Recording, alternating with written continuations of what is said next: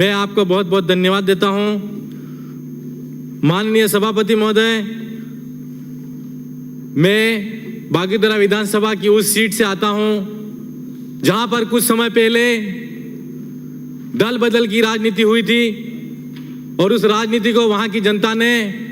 दल बदल करने वालों को दलदल कर दिया। माननीय सभापति महोदय, मैं आपके माध्यम से मंत्री महोदय को कहना चाहता हूं कि 18/1/2024 को एक बीजेपी के जिला अध्यक्ष जी ने एक नेता पर आरोप लगाया था कि 547 करोड़ केंद्र का रुपया और 2629 करोड़ रुपया राज्य का जो पैसा है जल संसाधन विभाग से अपर हाई लेवल कैनाल के माध्यम से जो पैसा स्वीकृत हुआ था उसका पूरा उपयोग नहीं किया गया है और उसके अंदर भ्रष्टाचार में लिप्त व्यक्तियों के खिलाफ में जांच होनी चाहिए। माननीय सभापति महोदय, मैं आपके माध्यम से मैं ये मांग कर रहा हूं कि वहां पर जितने भी एएन जेएन एक्शन सभी लोग अगर इसका में लिप्त हैं उन सब की उच्च स्तरीय कमेटी बनाकर आपके माध्यम से जांच होनी चाहिए। माननीय सभापति महोदय, यह कोई छोटी बात नहीं है। साथ ही साथ मैं आपके माध्यम से यह अवगत कराना चाहता हूं कि यहाँ पर जिस क्षेत्र के अंदर जल संसाधन विभाग से वहां पर जो जमीन सिंचित होने वाली थी वो 41,903 हेक्टेयर क्षेत्र भूमि थी। उस भूमि के अंदर वहां पर एएन जेएन एक्शन किसी ने भी एक ने भी वहां पर किसी भी व्यक्ति या ग्राम पंचायत के माध्यम से किसी भी जो खाता धारक थे उनकी सहमति नहीं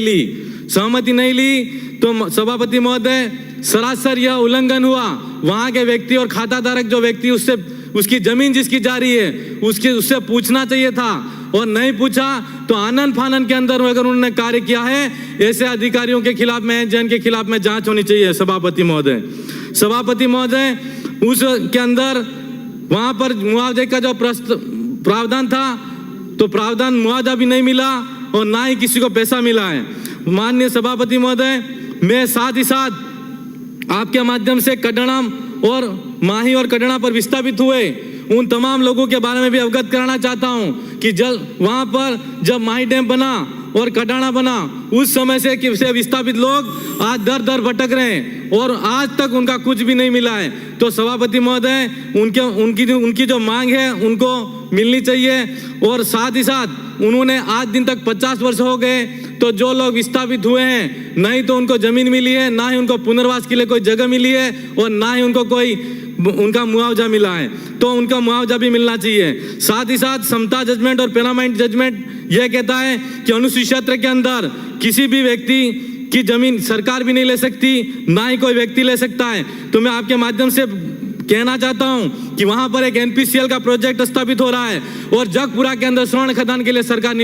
जमीन नीलाम करने जा रही है। तो अगर ये जजमेंट सही है और सरकार अगर सुप्रीम कोर्ट के डिसीजन को मानती है, निर्णय को मानती है, तो सभापति महोदय, मैं आपके माध्यम से यह भी अवगत कराना चाहता हूं कि एनपीसीएल का जो प्रोजेक्ट स्थापित हो रहा है उसके लिए पुनर्वास कॉलोनी और जबलपुर की तर्ज पर वहां पर जितने भी जो लोग विस्थापित हो रहे उनको पुनर्वास के लिए घर मिलने चाहिए। और साथ ही साथ जगपुरा के अंदर बुकिया के अंदर जो सोने की खदानों के लिए नीलामी हुई है उसके लिए भी सभापति महोदय हम आपके माध्यम से कहना चाहते हैं कि उनके लिए भी वो नीलामी की जो प्रक्रिया वो बिल्कुल गलत है। सरकार आज नहीं तो कल आए दिन आते जाती सरकार तो आती जाती रहती है, लेकिन वहां पर आदिवासियों को बलि का बकरा बनाया जा रहा है। हम आपके माध्यम से मंत्री महोदय को कहना चाहते हैं कि यह जो कार्य किए जा रहे हैं वो वहां की जनता और वहां के क्षेत्र के जो निवासी हैं उनके माध्यम से उनको पूछकर आम राय से किए जाएं। सभापति महोदय,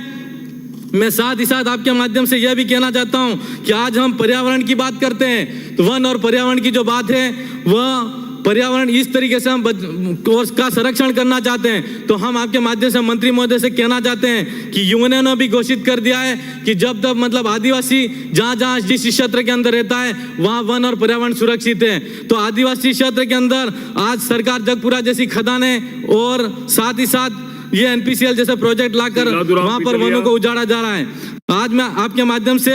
यह कहना चाहता हूं कि यहाँ पर कांग्रेस बीजेपी और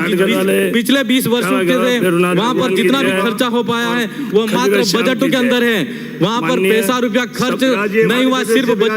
अंकित नहीं होगा।